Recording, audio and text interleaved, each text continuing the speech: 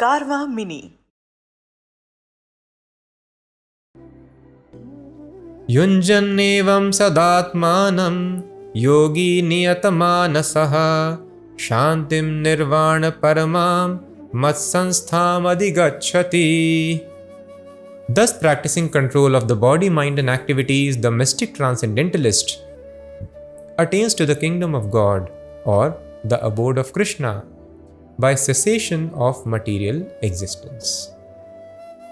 So this word mat sanstham is very important here. Sanstha means establishment. So Krishna has got his own establishment. This is very important point to understand. This we had discussed in the beginning of Bhagavad Gita also. God, the absolute truth, is realized in three different understandings, three different phases. That is explained in Srimad Bhagavatam. Vadanti tat tattvavidah tattvam yaj jnanam advayam brahmeti paramatmeti bhagvaniti shabdyate. The same ultimate truth, reality, from whom everything is emanating, is maintained by, and he only creates systematic destruction of the world.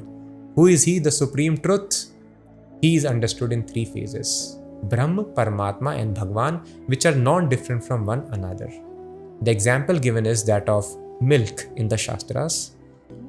Somebody will tell, what is milk? Oh, milk is something white. If he simply uses his visual sensation to see milk, he can only understand it is white. And when a person is able to touch, he will tell, oh, it is liquid. When a person is able to taste, he will describe the taste of milk also. So in this way, the same milk is perceived in different way depending from which sense we are approaching milk. If we approach milk from eyes, we will tell it is white. If we approach closing the eyes, we simply touch the milk, we will tell, oh, milk is liquid. And if we taste it, we will describe the taste of the milk. So the same milk is having different perceptions, depends through which sense we are approaching the milk. But what is milk? If we tell milk is only liquid, that is not the perfect understanding of milk. If we tell milk is only white, that is also not perfect understanding. Milk is a substance, milk. In a similar fashion, the absolute truth is a personality. He is a person. Unless the origin has got a form, has got various qualities of having the tendency to eat, having tendency to cut jokes, having tendency to socialize, how shall we in the creation develop such qualities? The child is a person because father is person. These qualities are passed down in the generations. So there is no possibility of a drop having any quality which is not present in the ocean. There is no possibility. The ocean is having everything that a drop is having, plus many more things which a drop is not having. So God, or the origin of this world, should have everything that we have and many things which we do not have. So this is simple to understand. Something is eternal from which everything is coming out. Now that thing, as some people assume, it is simply an energy when they approach through the process of jnana.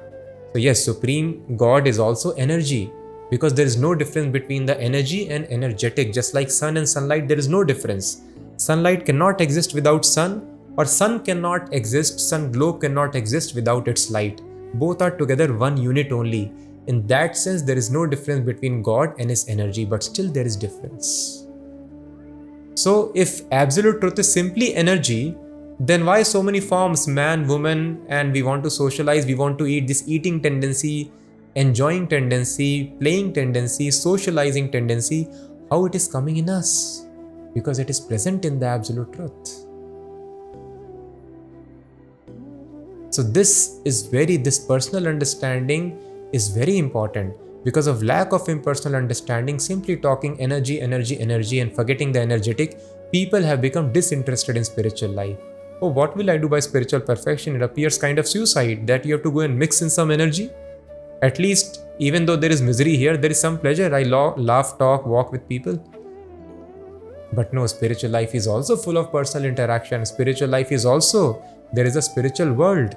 Just like here, the civilization is different. In jungle, civilization could be different. In rich countries, the comforts of life, civilization, language is different. Similarly, in the spiritual abode, where the bodies are completely made up of spirit, where the Supreme Person lives, there is also civilization.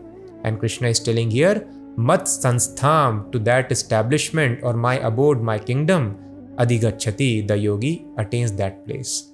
This is the purpose of yoga. If a yogi is not having knowledge of abode of Krishna, then he may transfer himself to any other planet which is having better comforts of life. Those are described in the Vedas. But if he has perfect knowledge, he does not desire to go to any place which is temporary within this material universe. He simply tries to go to Mad Sanstham Adhigachati, Krishna's abode. So it is not fantasy. If we are hearing for the first time, you need to deliberate upon it. So we have to understand, if you do not have guidance about a place, then we follow a map. We follow the books. If somebody tells us that this is a population of this place, this is the culture of that place, we cannot go and see that. We read it from the books. Similarly, we read from the Vedic literatures what is the situation of the place which is completely made up of spirit, where God lives. So one should try to do research on bona fide book. Directly going and doing research about different countries may not be possible for everyone. If we are advanced yogi, we can fly in there using siddhis and we can go and practically see the spiritual world, but that may not be possible for everyone. So other normal people, just like we, read the books and we understand that this is the technology, they have gone to this place and they are found like that. We hear. But research should be done on the authoritative book. In a similar fashion, we should read carefully that Vedas, this is fantasy, mythology or reality. And if we have a careful reading under proper guidance, we understand that it is perfect fact. It is written and approved by people who have dedicated their life just to find truth and nothing else. They would live in jungles, just do research about truth. And others who are fortunate, they understand truth in the Guru Parampara coming from God himself. That is Vedic knowledge.